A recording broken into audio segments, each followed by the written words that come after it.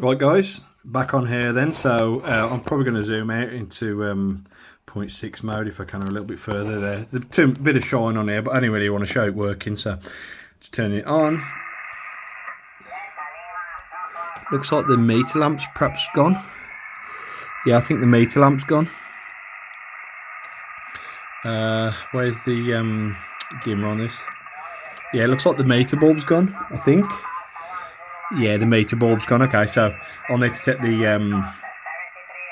It doesn't matter for now because it's not actually... to be honest, it doesn't look like it needs a meter lamp, but it would do at night time. Anyway, I'm going to have a look at that. Yeah, so it looks like it's working straight away.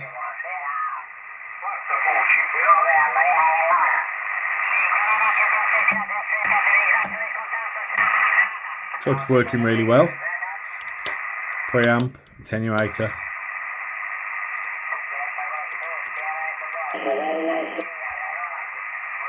So at least it's working.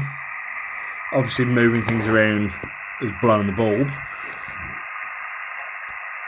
Let's just see what it tunes to as well. Let's just shut this door. There's a lot of shine. Sorry, I've got a white top on as well, doesn't help. So let's try the 32 memories, and I don't think we're in VFO. Where's memory mode? I forgot to abuse this radio. So there. No, it's forgot all the memories, of course it has. But if you look there, is that 30? No, it isn't. There, 10 hertz. So it's gone down. It'll tune down to 10 hertz now.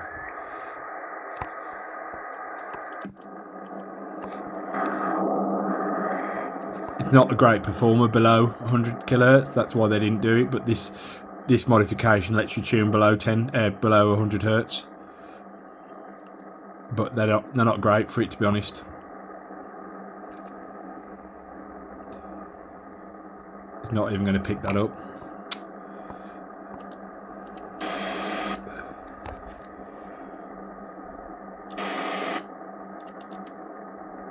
No, it's not going to pick the time signal up. Let's just... No. Preamp? No. Preamp doesn't work below a certain frequency.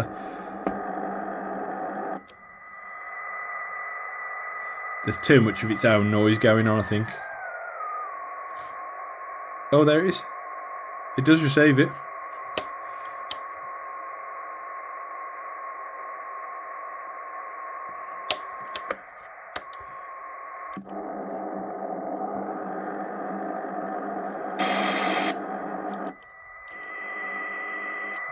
No, it hasn't got it. Too much of its own noise, which is why it doesn't tune below it. I haven't got another signal to reference.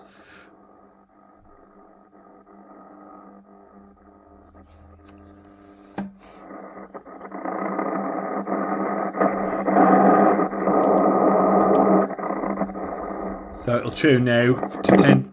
It'll tune from 10 hertz, 10 kilohertz, sorry, to 9. So it'll do from 9, 8.9. Let's have a look. 8.7, 8.5, 8.5. So it'll tune from 8.5 kilohertz, but it can't really hear anything. It's pretty deaf below 100 apparently. Well, apparently I can hear it's not picking much up.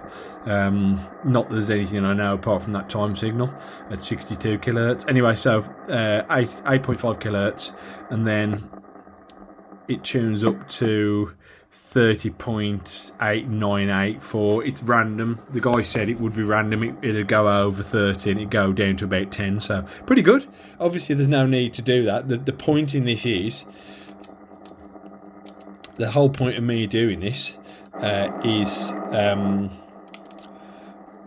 the whole point of me doing this is to future-proof it. That little RAM board now will pretty much last forever, you know, compared to the one. I'm going to measure the voltage in the battery as well. I'm going to measure the voltage in the battery of the old RAM board and see what it was actually on. This is a little coin cell. It actually looks in absolutely brilliant condition. So it's a shame I did it, but I mean, it's future-proofed it and give it a little bit more...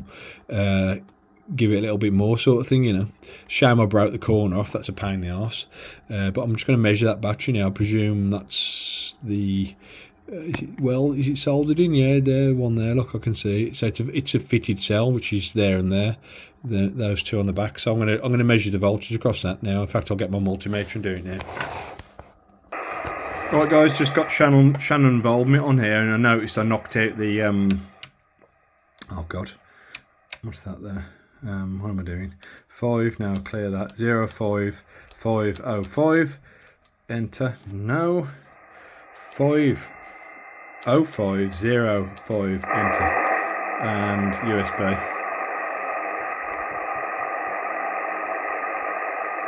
55050. That's it. So I've got Shannon voltmeter there. I noticed I knocked the passband tuning off like that, and I thought, oh god, what have I done? It was just that knocked when I was messing with it.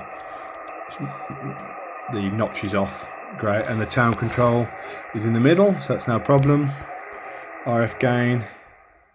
Needle works nicely all the way over. Perfect. Very smooth. Everything looks like it's working fine then. Brilliant. Not a very strong signal, but it's very hit and miss with Shannon voltmeter for me. It also looks like the actual... This looks brighter. I don't know how that can be right. I think this looks brighter because that's not... I'm going to get a white LED for that because that yellowy look didn't look very nice. I don't like modding radios usually, but I thought I might get a more whitey looking one to match this. Now I've got to replace the LED anyway. So this board, let's just measure the voltage. And so I've got a meter here set to 10 volts. I believe it's about 3.3 maybe. So let's have a look.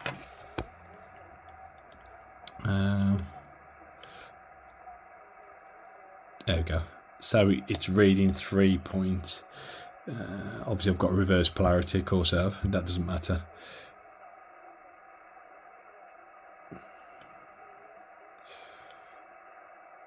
What have we got? Yeah, there you go. I've got it. No, I haven't. Come on. Oh, why is it dancing? I'm right in this bloody solder here. Why is it dancing like that? There you go. I've got it. No, I haven't. Yes, I have. 3.2. It's nearly 3.3 volts, so this might have been done at some point. But that's incredible for a 40-year-old battery. So I didn't need to do it for a long time. But at the end of the day, if these leak or anything like that, you know. But this is scrap now because this needs to have that voltage permanently on it. Or is it scrap? No, it's not scrap because the voltage is still there, isn't it?